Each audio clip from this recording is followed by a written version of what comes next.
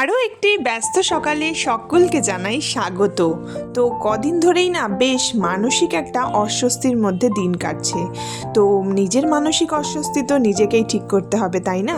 তাই আজ একটা বিশেষ দিনও, আজ স্কুলের রেজাল্ট, তাই একটু শাড়ি পরে নিলাম আর নিজের মনটাও যাতে একটু ভালো লাগে। আর তারপর কি, সেই তো অনেক দূরের রাস্তা পেরিয়ে এখন যাচ্ছি স্কুলের দিকে।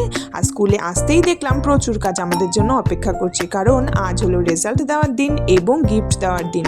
তো আমরা তো সব স্যার ম্যাডামরা মিলে ভীষণ তাড়াহুড়ো করে সব গিফট প্যাকগুলো প্যাকিং করছিলাম খুব সুন্দরভাবে। আর তারপর সবাইকে হাতে তুলে দিতে হবে সারা বছরে তাদের কষ্ট করে করা, পরিশ্রম করে, পড়াশোনা করে যে রেজাল্টটা করেছে, আর সেই রেজাল্টের ভিত্তিতে যারা প্রথম, দ্বিতীয় এবং তৃতীয় স্থান অধিকার করেছে তাদেরকে কিন্তু এই গিফটগুলো তাদের হাতে তুলে দেওয়া হবে। আর দেখো ওরা কি সুন্দর অধীর আগ্রহে ওদের সারা বছরের পরিশ্রমের ফল পাওয়ার জন্য অপেক্ষা করছে। টেবিলে সারিবদ্ধভাবে সাজানো আছে ওদের রেজাল্ট আর ওদের প্রাপ্ত গিফটগুলো।